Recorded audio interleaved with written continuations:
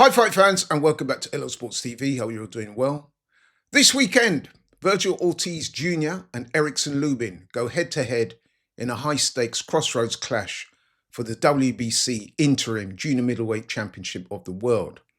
It's one of those typical crossroads fights where the rising superstar tests his limits against a proven world-class contender, somebody who is considered a top-level fighter, but somebody who maybe so far hasn't quite lived up to earlier expectation. So that in itself makes it an intriguing fight because there's so much on the line for both fighters. But before we get into more details and fight predictions and all that type of stuff, a closer look at the two fighters, starting with Virgil Ortiz Jr., who is considered by most observers to be the favourite in this particular fight.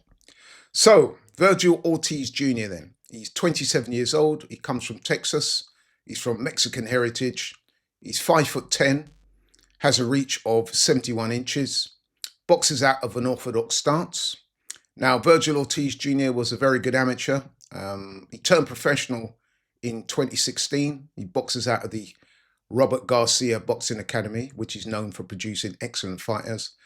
As a professional, Virgil Ortiz has so far had 23 fights, 23 wins, 21 by KO. So he's unbeaten, and a lot of people are tipping him for superstardom.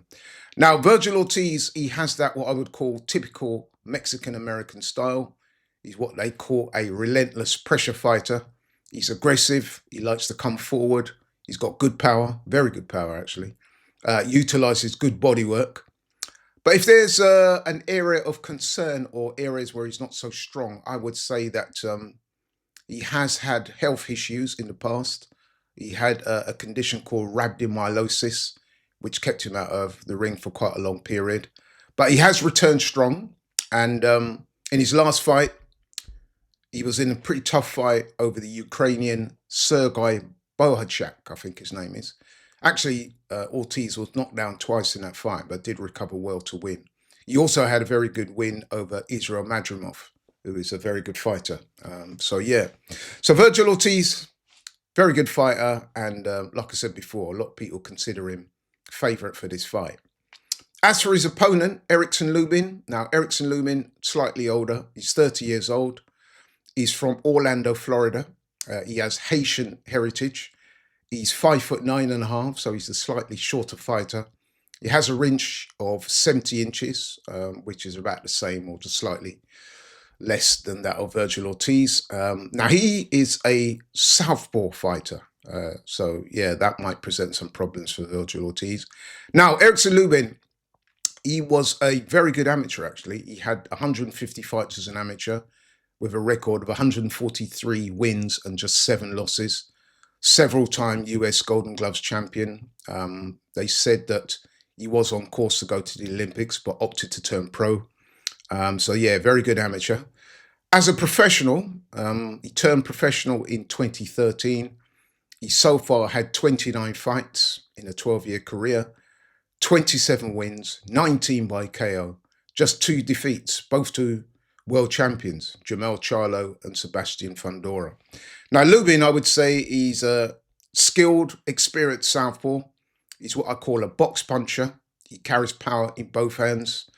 Now, he's had a couple of losses on his record, like I said, to Jermell Charlo when he first challenged for a world championship. And then his last loss was to Sebastian Fundora. That was back in April of 2022. I saw that fight. That was an absolute attritional war. Both fighters traded heavy shots and knockdowns before Fundora went on to win that fight in the 9th round. But since then, Lubin has rebounded well. He's on a 3-fight winning streak. So he showed impressive resilience and will. Like I said before, he's very experienced, he's wily, and he shared the ring with the best in the division. He's got a good jab, got good lateral movement, and if he can use the jab and lateral movement to keep Ortiz at bay, whilst using angles and landing sharp, quick combinations, he will definitely have a chance in this fight. But I think it's also fair to say that Lubin does have some durability chin issues. Both the losses he suffered have been by stoppages. I mentioned it earlier, Jermell Charlo stopped him in a round. That was back in 2017. And as I alluded to earlier, Sebastian Fundora stopped him in 9 brutal rounds. But that was 3 years ago, back in 2022.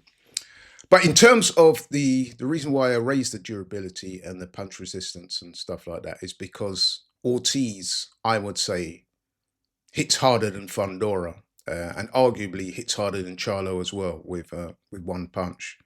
So I think that if Ortiz was to land squarely on Lubin, I think that might represent a major risk for Erikson Lubin.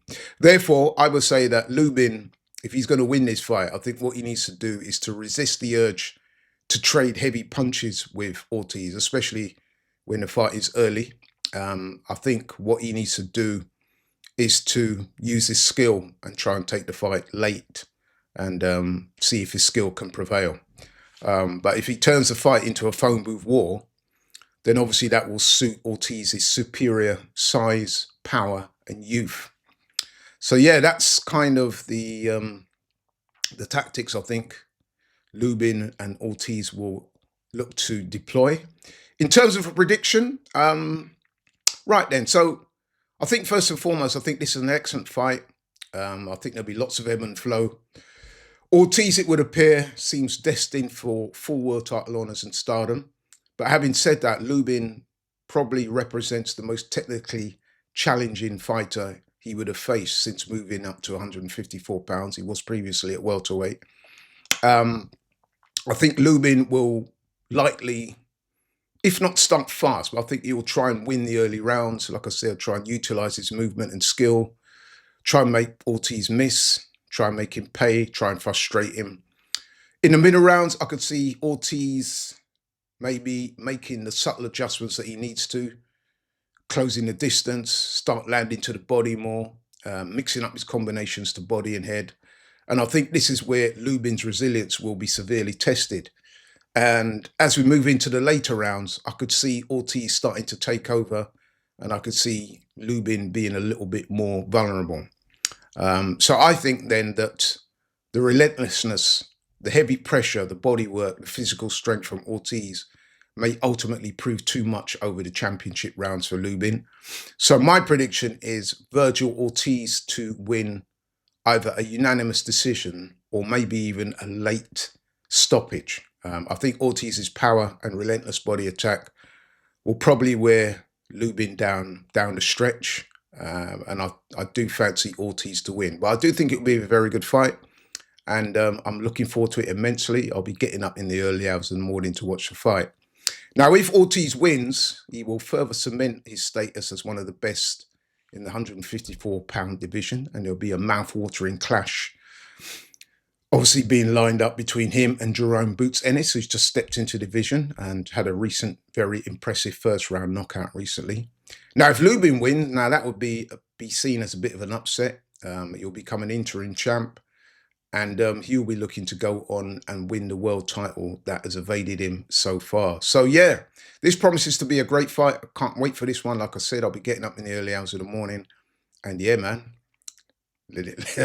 yeah, can't wait for that one. And yeah, I'll be doing a video after the fight, breaking down what happened. But in the meantime, thanks so much for watching the video. I really appreciate it. If you're new to the channel, please like, share, and subscribe. Catch you on the next one. I'm out.